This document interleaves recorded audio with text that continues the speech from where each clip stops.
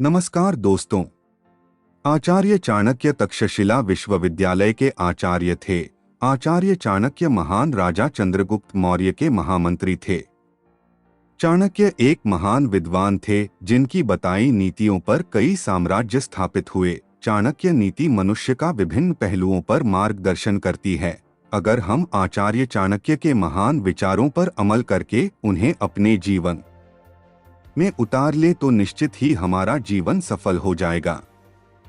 आचार्य चाणक्य ने अपनी नीतियों में व्यक्ति के जीवन से जुड़ी कई बातों के बारे में बताया है, जिनका पालन करने से व्यक्ति जीवन की कई समस्याओं का समाधान पा सकता है। आचार्य चाणक्य ने अपनी नीति में इस बात का जिक्र किया है।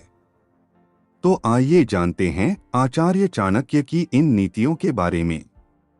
भाग्य उनका साथ देता है जो कठिन परिस्थितियों का सामना करके भी अपने लक्ष्य के प्रति दृढ़ रहते हैं।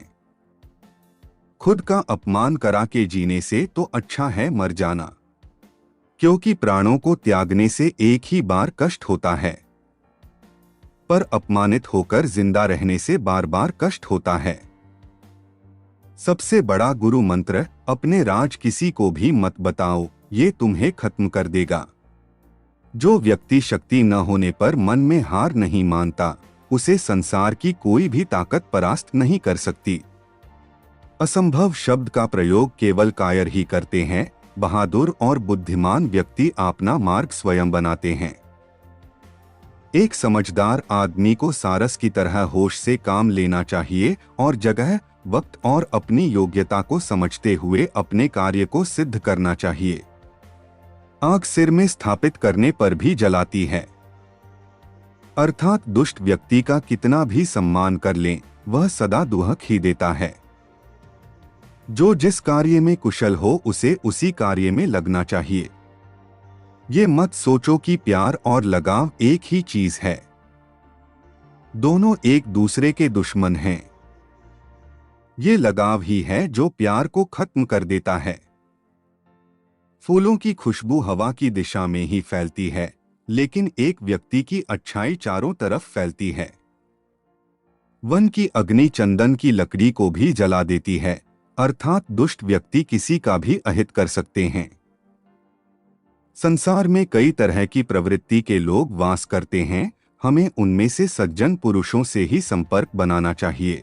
हमें सफलता सज्जन पुरुषों की संगति से ही प्राप्त हो सकती है। दुष्ट और सांप में सांप अच्छा है, क्योंकि सांप तो एक ही बार डसता है, किंतु दुष्ट तो पग पग पर डसता रहता है। कामदेव मनुष्य का सबसे बड़ा रोग है। अज्ञान या मोह सबसे बड़ा शत्रु है। क्रोध मनुष्य को जला देने वाली भयंकर अग्नि है तथा आत्मज्ञान ही परम सुख है।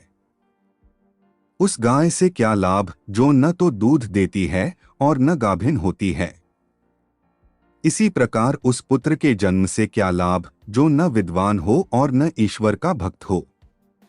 आचरण से मनुष्य के कुल का पता चलता है। बोली से राष्ट्र का पता लगता है। आदर सत्कार से प्रेम का तथा तन से मनुष्य के आहार का पता लगता है। हमेशा हमें कुछ न कुछ नया सीखते रहना चाहिए, फिर चाहे वह एक दोहा या उसकी एक पंक्ति या उसका एक शब्द ही क्यों न हो। सिंह से हमें यह सीखना चाहिए कि काम छोटा हो अथवा बड़ा पूरी शक्ति से करें। जिस प्रकार सिंह शिकार छोटा हो अथवा बड़ा वह अपनी पूरी शक्ति से झपटता है।